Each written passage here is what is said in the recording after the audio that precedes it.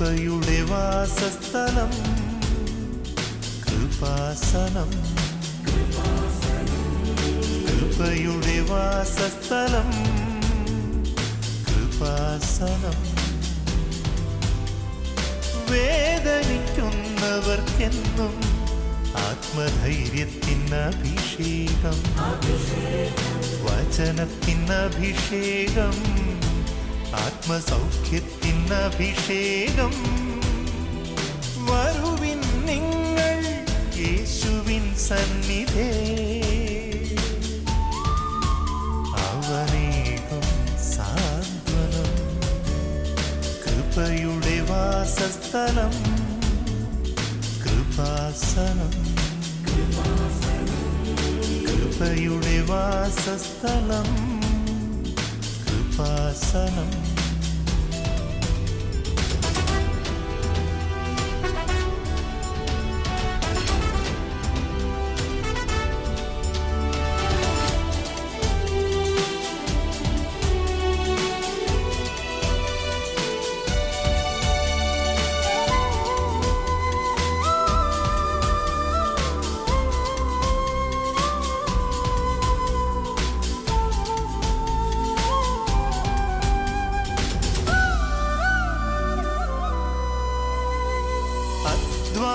ഭാരത്താലേ തളരുന്ന സോദരേ, സഹനത്തിരമാലയിൽ പതറാതെ മുന്നേറിടാ.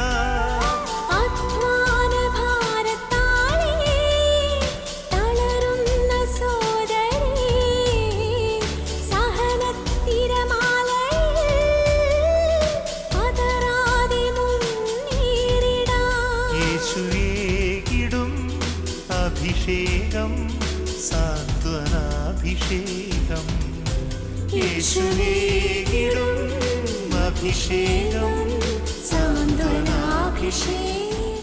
ഞങ്ങളുടെ ജീവിത സാഹചര്യങ്ങളിലേക്ക്, ഞങ്ങളുടെ ഉടമ്പടി നിയോഗങ്ങളിലേക്ക് അങ്ങ് കടന്നു വരണമേ. കർത്താവേ, അവിടുത്തെ സാന്നിധ്യം വെളിപ്പെടുത്തണമേ. യേശുവേ സ്തോത്രം, യേശുവേ ആരാധന. കരങ്ങൾ ഉയർത്തിക്കൊണ്ട് സ്തുതിക്കട്ടെ. Hallelujah, hallelujah, hallelujah. യേശുവേ ആരാധന, യേശുവേ ആരാധന. ഹല്ലേലൂയ. കർത്താവേ കടന്നു വരണമേ. കർത്താവായ ദൈവമേ, സങ്കീർത്തനം 14 പ്രാർത്ഥിക്കുന്നു. കുരുകിൽ പക്ഷി കർത്താവിന്റെ ബലിപീഠത്തിൽ കൂടും, മീവൽ പക്ഷി സംഗീതവും കണ്ടെത്തുന്നു. കർത്താവേ, എങ്കിൽ ഞങ്ങൾ ആശ്രയിക്കുകയാണ്. Hallelujah, hallelujah, hallelujah. കർത്താവേ, ഉടമ്പടിയെടുത്ത് പ്രാർത്ഥിച്ച ഓരോ മക്കളുടെ നിയോഗങ്ങളുടെ മേൽ നിറയണമേ. ഹല്ലേലൂയ. ശിരസ് നമിച്ച് പരിശുദ്ധ പരമ ദിവ്യകാരുണ്യ ഈശോയ്ക്ക് നേരവും ആരാധനയും സ്തുതിയും പുകഴ്ചയും ഉണ്ടായിരിക്കട്ടെ. പരിശുദ്ധ പരമ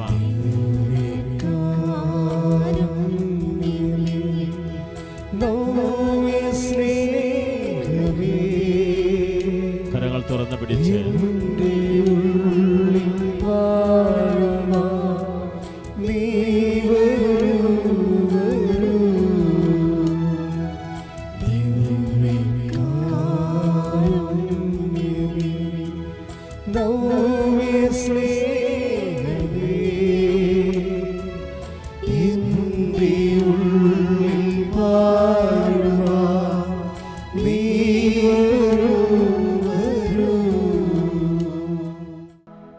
പരിശുദ്ധമേ, ദൈവമാതാവേ, 2004 ഡിസംബർ 7-ാം തീയതി ഉച്ച കഴിഞ്ഞ് 2:30 കൃപാസനത്തിൽ സംഭവിച്ച അമ്മയുടെ പ്രത്യക്ഷപ്പെടലിനെ കുറിച്ച് തിരുസഭയ്ക്ക് സമർപ്പിച്ചിരിക്കുന്ന പഠനരേഖകളുടെ മേൽ വസ്തുനിഷ്ഠവും ദൈവശാസ്ത്ര വിധി പ്രകാരമുള്ളതുമായ അന്വേഷണ പഠനങ്ങൾ നടത്തി ആ പ്രത്യക്ഷപ്പെടലിലൂടെ പ്രകടമായ ദൈവമാതാവിന്റെ പ്രത്യേക കരുതലും സംരക്ഷണവും വെളിപ്പെടുത്തുന്ന പീഡിതരുടെ ആശ്വാസവും പ്രവാചകന്മാരുടെ രാജ്ഞിയും വാഗ്ദാനത്തിന്റെ പേടകവും പ്രപഞ്ച പ്രകൃതിയുടെ മാതാവുമായ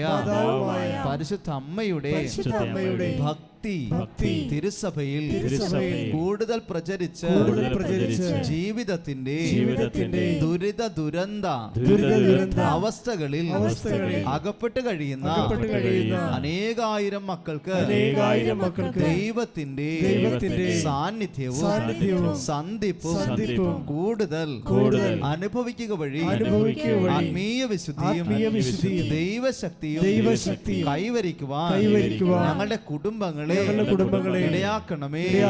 യേശുവേ ആരാധന. Hallelujah hallelujah. കടന്നു വരണമേ. ഇവിടെ വന്നിരിക്കുന്ന ഓരോ മക്കളെയും ഈ ആരാധന കൂടുന്ന ഓരോ മക്കളെയും ദൈവാത്മാവാൽ നിറച്ച് അവർ ആഗ്രഹിക്കുന്ന കാര്യങ്ങളെ സ്വർഗത്തിന്റെ ആത്മാവിനെ നൽകി അവർക്ക് നൽകണമേ. യേശുവേ ആരാധന ആരാധന ആരാധന ആരാധന ആരാധന യേശുവേ ആരാധന ആരാധന ആരാധന ആരാധന ഒരുമിച്ച് ചേർന്ന് പാടാം.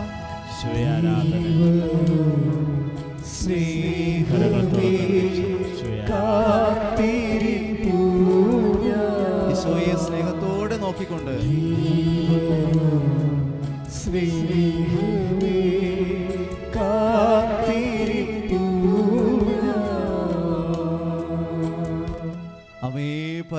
അമേ പരിശുദ്ധമേ ഭൂസ്വർലോകങ്ങളുടെ രാജ്ഞിയായ അങ്ങേക്ക് ഭൗമ സംരക്ഷണത്തിനായി പ്രപഞ്ച പ്രകൃതിയെ തന്നെ തിരുസഭ പ്രതിഷ്ഠിക്കുവാൻ ഈ പ്രത്യക്ഷീകരണം വഴി ഇടയാക്കണമേ.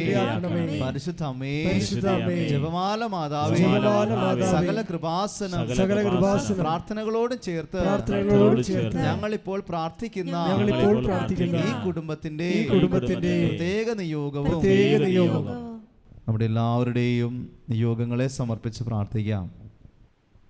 ജീവനോടെ പ്രത്യക്ഷപ്പെട്ട പരിശുദ്ധ അമ്മ തൻ്റെ വലിയ സ്നേഹം നിറച്ച് നമ്മുടെ നിയോഗങ്ങളെ കർത്താവിൻ്റെ കരങ്ങളിൽ കൊടുക്കുകയാണ്. ഉടമ്പടിയിലെ എല്ലാ നിയോഗങ്ങളെയും നിങ്ങൾക്ക് ഏതൊക്കെയാണെങ്കിലും അത് കർത്താവ് സാധിച്ചിരുന്നുള്ള ബോധ്യത്തിൽ ഈ സമയം മൗനമായി ഈശോയെ നോക്കി നമുക്ക് അമ്മയുടെ മധ്യസ്ഥയിൽ സമർപ്പിക്കാം.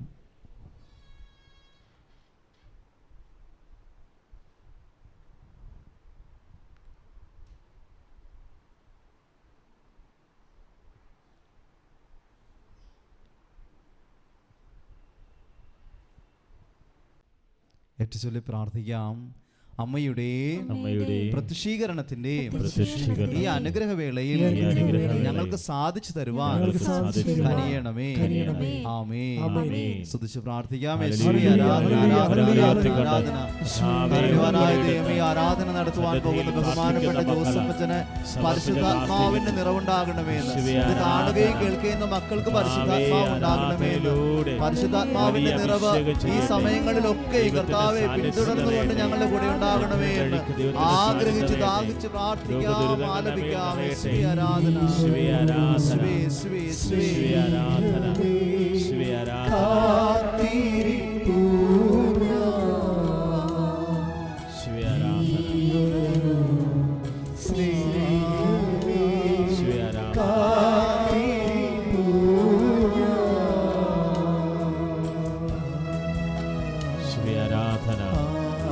ഉയർത്തിക്കൊണ്ട് സ്തുതിക്കട്ടെ. Hallelujah hallelujah hallelujah. കൈകൾ ഉയർത്തി സ്തുതിച്ച് പ്രാർത്ഥിക്കട്ടെ. എല്ലാവരും സ്തുതിച്ച് പ്രാർത്ഥിക്കട്ടെ. വലിയ അഭിഷേകത്തിന്റെ വിഷകളാണ്. കർത്താവേ ബഹുമാനപ്പെട്ട ജോസഫ് അച്ഛനെ സമർപ്പിച്ച് പ്രാർത്ഥിക്കുന്നു.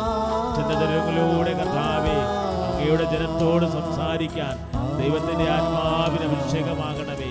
കൃപയ്ക്ക് മേൽ കൃപ നൽകണമേ. സകല വിശുദ്ധരെ മാതാവേ കൃപാസന പ്രത്യക്ഷയായ പരിശുദ്ധ അമ്മേ മധ്യസ്ഥയാകണമേ. ഈശോയെ ലോകത്തിന്റെ നാനാഭാഗങ്ങളിൽ ഇരുന്നുകൊണ്ട് ഉടമ്പടി ചെയ്ത് പ്രാർത്ഥിക്കുന്ന മക്കള് ഓൺലൈൻ ഉടമ്പടി എടുത്ത നിയോഗങ്ങൾ ഇപ്പോൾ ഏറ്റെടുക്കണമേ എന്ന് പ്രാർത്ഥിക്കുന്നു. ടെലിവിഷൻ ചാനലിലൂടെ ശുശ്രൂഷ കണ്ട് പ്രാർത്ഥിക്കുന്നവരെ അങ്ങ് ഏറ്റെടുക്കണമേ എന്ന് പ്രാർത്ഥിക്കുന്നു. ലോകം അനുഭവിക്കുന്ന ദുരിതങ്ങളും രോഗങ്ങളും മഹാമാരികളുമെല്ലാം ഈ അധാരയിൽ സമർപ്പിക്കുന്ന കർത്താവേ, ഉടമ്പടിയുടെ 6 നിയോഗങ്ങൾ സമർപ്പിച്ചിട്ടുള്ളവരെ, ഉടമ്പടി 3-4 തവണകൾ പുതുക്കി പ്രാർത്ഥിച്ചിട്ടുള്ളവരെ ഇപ്പോൾ സമർപ്പിക്കുന്ന കർത്താവേ, രഹിതര് കുടുംബസമാധാനമില്ലാതെ വിശ്രമിക്കുന്നവരെല്ലാം ഓർത്ത് പ്രാർത്ഥിക്കുന്ന കർത്താവേ, കർത്താവിന്റെ സാന്നിധ്യം അറിയണമേ എന്ന് പ്രാർത്ഥിക്കുന്നു. കർത്താവേ പരിശുദ്ധ പിതാവ് ഫ്രാൻസിസ് പാപ്പായെ സമർപ്പിക്കുന്നു.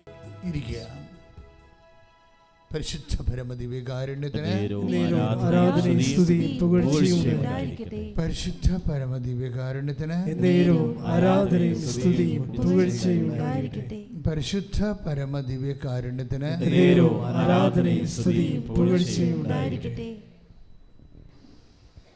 പ്രിയമുള്ളവരെ,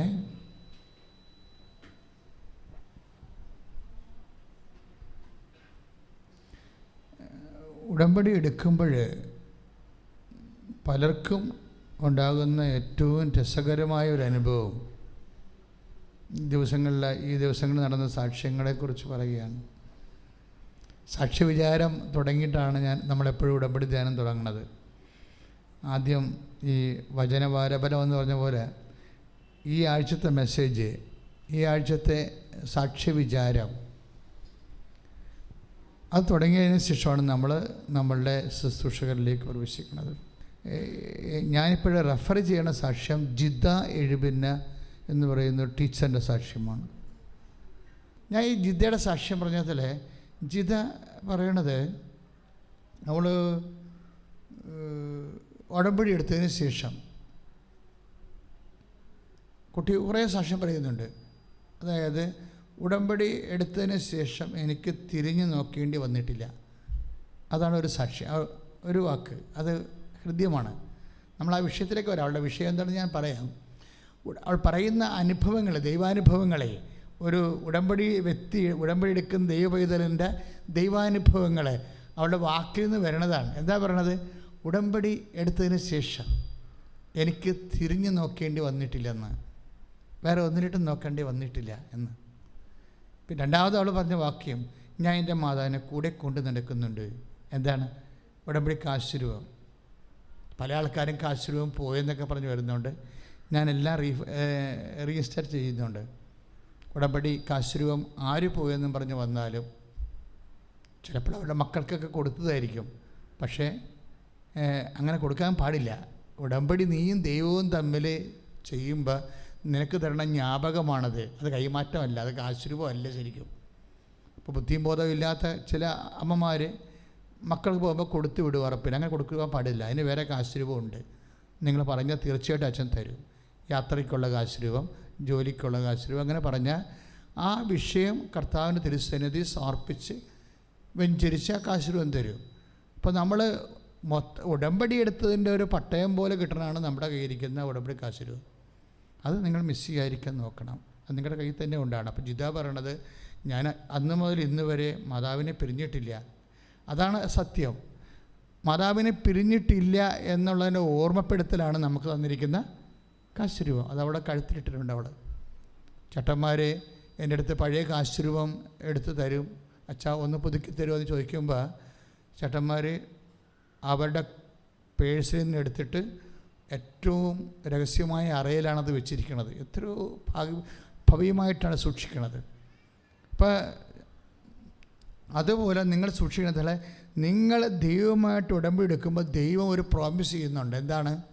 ഉൽപ്പത്തി 33:14 ഒരു പ്രോമിസ് ചെയ്യുന്നുണ്ട് ഉടമ്പടി എടുക്കുന്നവരോട്. I will come with you, അല്ലേ? ഞാൻ നിൻ്റെ കൂടെ വരും.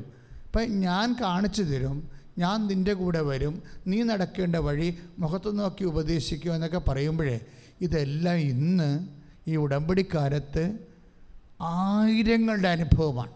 ഇപ്പോൾ ജിത എന്താ പറഞ്ഞതെന്ന് വെച്ച് കഴിഞ്ഞാൽ, ഇവളിങ്ങനെ ഒരു ഗവൺമെൻറ് സ്കൂളിലൊക്കെ ഒരു സ്കൂളിൽ പഠിപ്പിച്ചുകൊണ്ടിരിക്കുന്ന സമയത്ത് ആണ് ഈ വന്ന് ഉടമ്പടി എടുക്കുന്നത്. പക്ഷേ പഠിപ്പിക്കാനുള്ള അക്രഡിഷൻ കഴിവ്, അതിൻ്റെ ഉള്ള മെറിറ്റ് ഇവർക്കില്ല. പക്ഷെ അത് ആ മെറിറ്റ് ഉള്ള പരീക്ഷ, ഗവൺമെൻറ് പരീക്ഷ എഴുതണമെന്ന് ഇവക്കറിയാനും പാടില്ല. അതാണ് ഏറ്റവും വലിയ രസം. ടീച്ചറാണ്, പക്ഷേ ഈ പരീക്ഷ എഴുതണം. ഇവളെ എഴുതിയതാണ് 2014 ഈ പരീക്ഷ എഴുതി ഉപേക്ഷിച്ചതാണ്. കേട്ടക്ക് എല്ലാവരും എഴുതിയിട്ടുള്ളതാണ്, ടീച്ചർമാരൊക്കെ എഴുതിയിട്ടുള്ളതാണ്.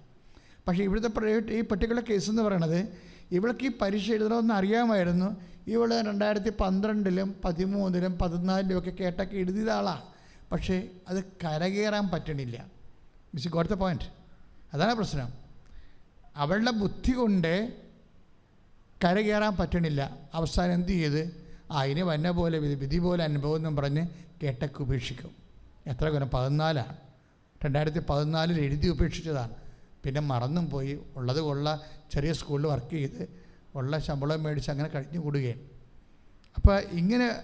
പക്ഷെ ഉടമ്പടി എടുത്തു കഴിഞ്ഞപ്പോൾ ജിത എന്നാ പറഞ്ഞു വെച്ച് കഴിഞ്ഞാൽ, ഉടമ്പടി എടുത്തപ്പോൾ പെട്ടെന്ന് എനിക്കൊരു കോള് വന്ന് ആ ദിവസം ഒരു കൂട്ടുകാരത്തെ വിളിച്ച് പറഞ്ഞു, എടി കേട്ടൊക്കെ എഴുതണില്ലേ, എഴുതിയില്ലെങ്കിൽ വരാൻ പോകുന്ന പ്രശ്നം നിനക്ക് UP സ്കൂളിലേക്ക് ഇനി അപേക്ഷിക്കാൻ പറ്റത്തില്ലെന്ന് പറഞ്ഞ്. എടി കേട്ടൊക്കെ എഴുതണില്ലേ, ലാസ്റ്റ് പരീക്ഷയാണ്, ഇത് നീ എഴുതണില്ലെങ്കിൽ, ഇത് നമുക്ക് എഴുതാൻ പറ്റണില്ലെങ്കിൽ ഇനി UP സ്കൂൾ എക്സാമിനേഷന് നിനക്ക് പങ്കെടുക്കാൻ പറ്റത്തില്ല എന്ന് പറഞ്ഞു. അപ്പോൾ അവൾ പ്രൈമറി പഠിപ്പിക്കുക. അതിന് ജിത പറയുന്ന മാർഗം രസമെന്ന് പറയുന്നത്, ഈ കൂട്ടുകാരത്തിയുമായിട്ട് എനിക്ക് 10 കൊല്ലമായിട്ട് നോ കണക്ഷൻ. അതാണ് വിഷയം. Got the point. ഈ കൂട്ടുകാരത്തിയുമായിട്ട് പെർട്ടിക്കുലർ ഫ്രണ്ടുമായിട്ട് എനിക്ക് 10 കൊല്ലമായിട്ട് നോ കണക്ഷൻ. അവൾ വിളിച്ചിട്ടില്ല, കണ്ടിട്ടില്ല, സംസാരിച്ചിട്ടില്ല, ഫോൺ നമ്പർ പോലും അറിയാൻ പാടില്ല. ഇങ്ങനെ അത് that means as if it he's A stranger. അതുപോലെയാണ്. അപ്പോൾ ഈ കൂട്ടുകാർ എന്നിട്ട് ജിത പറയും, പിന്നെ ഉടനെ അപ്പോൾ ഇവൾക്ക് കേട്ടൊക്കെ എഴുതി മടുത്തതാണല്ലോ, തെറ്റിപ്പോയിട്ട് തോറ്റുപോയിട്ട് ഫയൽ ക്ലോസ് ചെയ്തതാണ്. ദൈവം നിൻ്റെ ക്ലോസ് ചെയ്ത ഫയലെല്ലാം ഓപ്പൺ ചെയ്ത മാർഗം നീ കാണണം. ദൈവത്തിലെ ഇതൊരു വേറെ ഒരു ലോകമാണ്. നീ ഏതെങ്കിലും വിധത്തിൽ തോറ്റു, ഇനി ഇപ്പം പല വിവാഹവും കഴിക്കണം, കണ്ട് ചെറുക്കനെ കണ്ട് പെണ്ണിനെ കണ്ടുകൊണ്ട് അവസാനം മടുത്തു. നീ ആ ചാപ്റ്റർ ക്ലോസ് ചെയ്ത് നിനക്ക് ജീവിതത്തോടുള്ള വെറുപ്പോടുകൂടി കെട്ടാതെ നിൽക്കാമെന്ന് പറഞ്ഞ തീരുമാനം എടുത്തു. അല്ലെങ്കിൽ നീ ഒരു പ്രണയത്തിൽ പരാജയപ്പെട്ടു. അപ്പോൾ പ്രണയത്തിൽ പരാജയപ്പെട്ടു നിൻ്റെ പങ്കാളി. ഞാൻ പ്രണയത്തിൻ്റെ ഗുണവും ദോഷവും ഇപ്പോൾ പറയണില്ല. എനിക്ക് എൻ്റെ വിഷയം പ്രണയത്തിൻ്റെ ഗുണവും ദോഷവും പറയുകയല്ല, അതിൻ്റെ ബലിയാടുകളുടെ സങ്കടങ്ങളെ കൈകാര്യം ചെയ്യുകയും. You got the point. പിടിയിട്ടില്ലേ കാര്യം? ഒരു ബന്ധത്തിൽ ചെന്നപ്പെട്ടതിന് ശേഷം പെട്ടെന്നൊരു തേപ്പ് കിട്ടിയെന്ന് വിചാരിച്ചോ? അങ്ങനെ ഒരു തേപ്പ് കിട്ടിയപ്പോൾ യാതൊരു മാർഗ്ഗവുമില്ല. തേപ്പ് അതായത് ഒരു ഒന്നൊന്നര തേപ്പായിപ്പോയി. എന്ന് വെച്ച് കഴിഞ്ഞാൽ നമ്മൾ സത്യസന്ധമായിട്ട് തന്നെ നിന്നു, അവസാനം വരെ നിന്നു.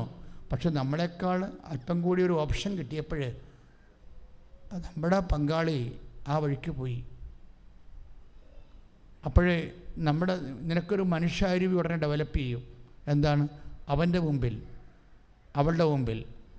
ചിലർ പറയും അവളെക്കാൾ ഭംഗിയുള്ള പെണ്ണെ കെട്ടിക്കൊണ്ട് അവളെ മുമ്പിൽ കൂടെ നടക്കണമെന്ന് പറയും.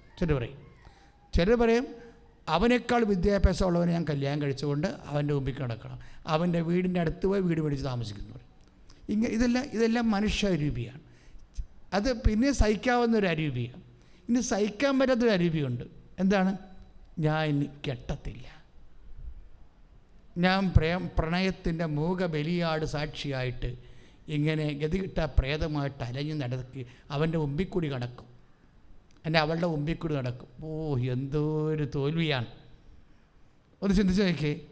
അതായത് ദൈവാരൂപി നഷ്ടപ്പെട്ടു കഴിഞ്ഞാൽ ഒരു മനുഷ്യൻ എങ്ങനെയാണ് മനുഷ്യാരൂപിയാൽ ടേക്കണപ്പ് ചെയ്യപ്പെടുന്നത്? ആ തീരുമാനം കണ്ട എന്താ പറയണത്? ഞാനിനി മരണം വരെ കെട്ടത്തില്ല.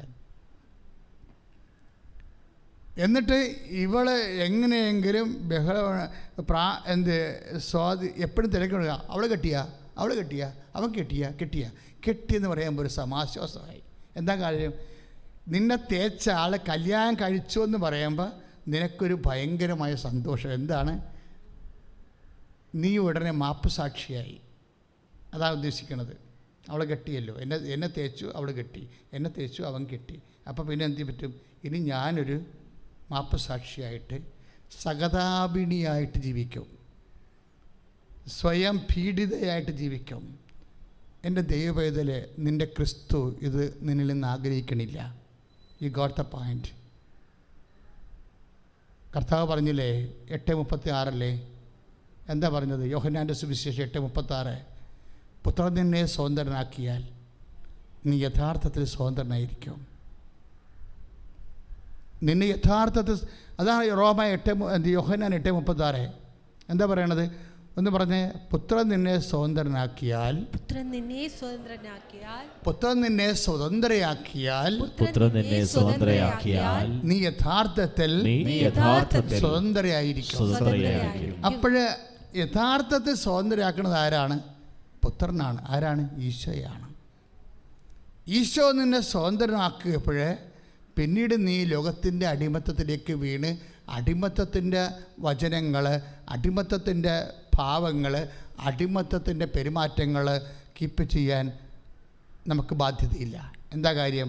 കർത്താവ് ഇതുപോലെയുള്ള പലതരത്തിലുള്ള അടിമത്തത്തിൽ നിന്നും, വൈകാരിക അടിമത്തം, ഇതൊരു വൈകാരിക അടിമത്തമല്ലേ? അവൻ കല്യാണം കഴിച്ചു, ഞാൻ കല്യാണം കഴിക്കാതെ മരണം വരെ നിൽക്കും, മൂത്ത് നരച്ച് കുരച്ച് ഇങ്ങനെ നിൽക്കും. എന്തിന്? അത് ദൈവം ദൈവ തിരുമനസ് എന്താണ്? ദൈവ പൈതലെ, നിന്നെക്കുറിച്ചുള്ള ദൈവത്തിൻ്റെ മനസ്സാണ് നിൻ്റെ സ്വാതന്ത്ര്യം എന്ന് പറയണത്. ദൈവ തിരുമനസ്, ദൈവം അത് ആഗ്രഹിക്കുന്നുണ്ടോ? ദൈവം ആഗ്രഹിക്കുക, അത് നിനക്ക് മേലെ അടിച്ചേപ്പിച്ച അടിമത്വമല്ലേ? നിൻ്റെ പ്രേമ നൈരാശ്യം എന്ന് പറഞ്ഞിട്ടുള്ള വികാരത്തിന് അടിമപ്പെട്ടിരിക്കുന്ന ഈ മാനസികാവസ്ഥ ഈ ലോകം നിൻ്റെ മേൽ അടിച്ചേപ്പിച്ചിട്ടുള്ള അടിമത്വമാണ്. ആ നുകം പേറാൻ നീ ബാധ്യസ്ഥയല്ല, നീ ബാധ്യസ്ഥനല്ല.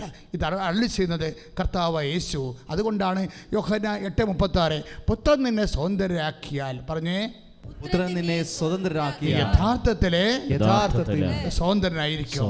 നീ യഥാർത്ഥത്തിലെ സ്വതന്ത്രയായിരിക്കും. ശ്രദ്ധിക്കട്ടെ, കരങ്ങൾ ഉയർത്തിക്കൊണ്ട് സ്തുതിക്കുന്ന കർത്താവേ, വലിയ പ്രബോധനത്തെ നന്ദി പറയുന്നു. കർത്താവേ, അങ്ങയുടെ ആത്മാവാൽ അങ്ങ് ഞങ്ങളെ സ്വതന്ത്രരാക്കിയാൽ ഞങ്ങൾ സ്വതന്ത്രരാണ്. രോഗങ്ങളിൽ നിന്ന്, കെടുതികളിൽ നിന്ന് സ്വതന്ത്രരാണ്. ശിവ ആരാധന. കരങ്ങൾ യേശുവിലേക്ക് നീട്ടി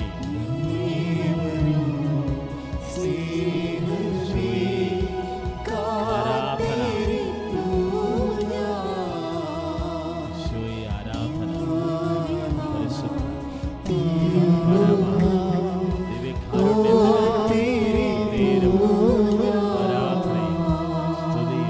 പരിശുദ്ധ പരമ ദിവ്യകാരുണ്യത്തിന് അപ്പോഴും കർത്താവിൻ്റെ മുമ്പിൽ പ്രണയനൈരാശ്യമുള്ള ഒരു തീരുമാനം എടുക്കണം. ഇത് ദൈവഹിതമല്ല. പുത്രനാണ് എന്നെ സ്വതന്ത്രനാക്കുന്നത്. എൻ്റെ കർത്താവ് ക്രൂശിക്കപ്പെട്ടതും ഉയർത്തെഴുന്നേറ്റതും എന്നെ അടിസ്ഥാനപരമായ പാപത്തിൻ്റെ തിന്മകളിൽ നിന്ന് സ്വതന്ത്രമാക്കാനാണ്. എൻ്റെ കർത്താവ് എന്നെ സ്വതന്ത്രയാക്കി. ഞാനൊരിക്കലും ഇനി അടിമത്തത്തിൻ്റെ വൈകാരികമായ അടിമത്ത വഴികളിൽ ജീവിക്കത്തില്ല. ഏറ്റുപറഞ്ഞ്, ഞാനൊരിക്കലും എൻ്റെ കർത്താവ് തൻ്റെ തിരുമരണത്താൽ തൻ്റെ ഉയർത്തെഴുന്നേൽപ്പിനാൽ എന്നെ സ്വതന്ത്രനാക്കി, എന്നെ സ്വതന്ത്രയാക്കി. ഞാനിനി ഒരിക്കലും ലോകത്തിന്റെ വൈകാരിക പരാജയത്തിന്റെ വൈകാരിക അടിമത്തത്തിലെ അതിന്റെ നുഖത്തിലെ ഒരു കാലത്തും ജീവിക്കത്തില്ല. ഇത് പ്രതിജ്ഞ. യേശുവിന്റെ നാമത്തിലുള്ള ശക്തമായ തീരുമാനം. ശ്രദ്ധിക്കട്ടെ.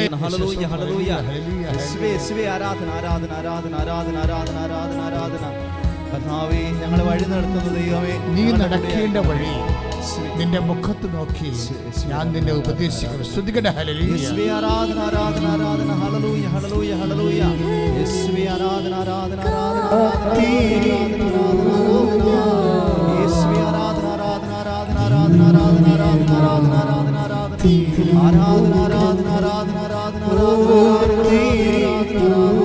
യേശുവേ ആരാധന ആരാധന ആരാധന ആരാധന ആരാധന. Hallelujah hallelujah hallelujah. യേശുവേ ആരാധന. യേശുവേ ആരാധന. യേശുവേ ആരാധന ആരാധന ആരാധന ആരാധന ആരാധന. മക്കളെ, സന്തോഷത്തോടെ രോഗമുള്ള എല്ലായിടത്തും കൈവച്ചോ. കർത്താവ് നിന്നെ സുഖപ്പെടുത്തുകയും നിനക്ക് ഈ അൾത്താരയിൽ ഒരു നിമിഷം വന്ന് സാക്ഷ്യം പറയാൻ സാധിക്കുകയും ചെയ്യും. ഒരു ദിവസം നിനക്ക് അൾത്താരയിൽ വന്ന് സാക്ഷ്യം പറയാം. ഇപ്പോൾ ഓൺലൈനിൽ ഇരിക്കുന്ന ശ്രദ്ധിക്കുക മക്കളെ. നടുവിന് വേദനയുള്ളവരെ നടുവിൽ കൈവച്ചുകൊണ്ടിരിക്കട്ടെ. ഗർഭാശയത്തിൽ ശിഷ്ടമുള്ളവർ ഗർഭാശയത്തിൽ കൈവെക്കട്ടെ. വയറ് കല്ലച്ചിരിക്കുന്നവർ, മൂത്രം പോകാതെയും മലം പോകാതെയും ഒക്കെ വിഷമിക്കുന്നവരുണ്ട്.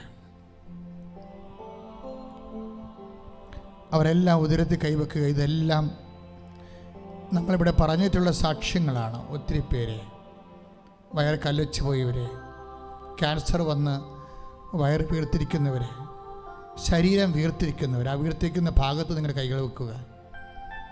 ഞാൻ ഈ അൾത്താരയോട് കയറുമ്പോഴേ ഇടത് കൈയോ വലത് കൈയോ എന്ന് ഞാൻ ഓർക്കണില്ല, പക്ഷെ ഒരു കൈ ഇങ്ങനെ ക്യാൻസർ കൊണ്ട് വീർത്ത് നീര് വന്നിരിപ്പുണ്ടായിരുന്നു. കർത്താവ് അതിന് സുഖപ്പെടുന്നതായിട്ട് സന്ദേശമുണ്ടായിരുന്നു. ഇപ്പോഴും ഞാനത് വിളിച്ച് പറയുകയാണ്. അപ്പോൾ അതുകൊണ്ട് ഇതുപോലെയുള്ള രോഗികൾ, കക്ഷത്ത് വേദനയുള്ളവർ, കക്ഷത്ത് മുഴയുള്ളവർ, എവിടെയൊക്കെയാണ് മക്കളെ വിശേഷ രോഗങ്ങളുള്ളത് അവിടെ എല്ലാം കൈകൾ വെക്കുക. മുടി കൊഴിഞ്ഞു പോകുന്നവർ, നല്ലവണ്ണം സമർത്ഥമായ മുടിയുള്ളവർക്ക് ചിലപ്പോൾ ഇത് കേൾക്കുമ്പോൾ ഒരു സംശയം, സന്തോഷം, ചിരി വരുമായിരിക്കും. പക്ഷെ മുടി കൊഴിഞ്ഞു പോയാൽ നിങ്ങൾക്കറിയണം അതിൻ്റെ ബുദ്ധിമുട്ട് എന്താണെന്ന്. മുടി കൊഴിഞ്ഞു പോകുന്നവരെ കർത്താവ് പറഞ്ഞത് ആ മുടിയെക്കുറിച്ച് പോലും പറഞ്ഞിട്ടുണ്ട്. അതൊന്ന് കൊഴിഞ്ഞു പോയാൽ നിൻ്റെ കർത്താവ് അറിയുമെന്ന്. കർത്താവ് അറിഞ്ഞ് കൊഴിഞ്ഞു പോയതെല്ലാം കർത്താവ് അറിഞ്ഞു തന്നെ തിരിച്ചു വരും. നീ തലയിൽ കൈവെക്കുക യേശുവിൻ്റെ നാമത്തിൽ. സ്പോണ്ടിലോസിസിൻ്റെ അസുഖമുള്ളൊരു പെൺകഴുത്തിൽ കൈവെക്കുക. സ്പോണ്ടിലോസിസിൻ്റെ അസുഖമുള്ളൊരു പെൺകഴുത്തിൽ കൈവെക്കുക.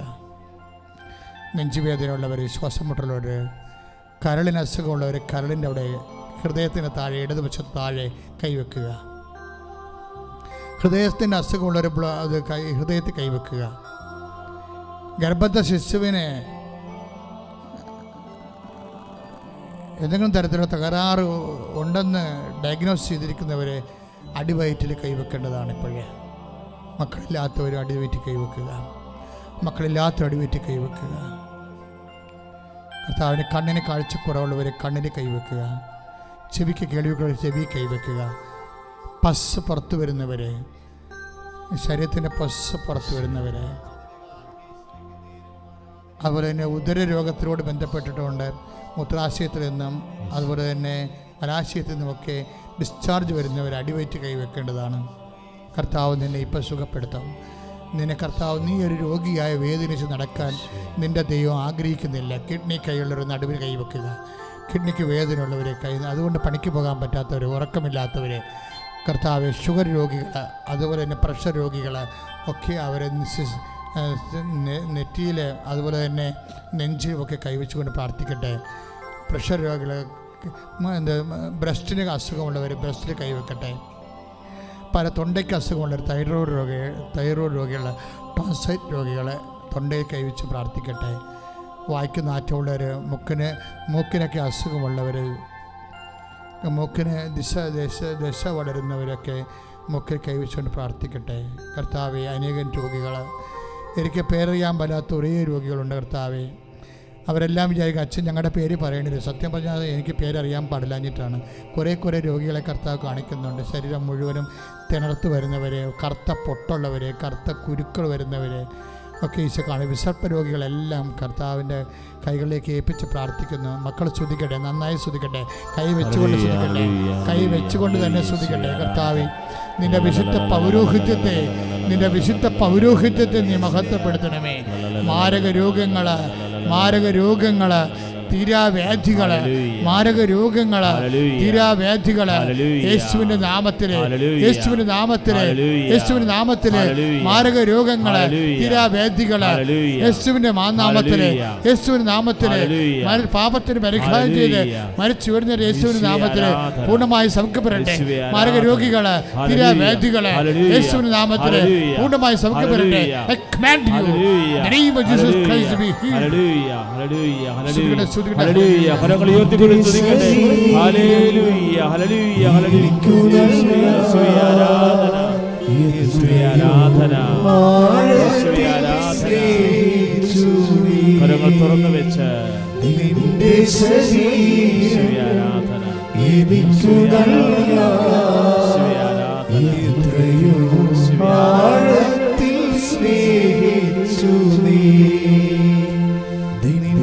ശരീരം എനിക്കു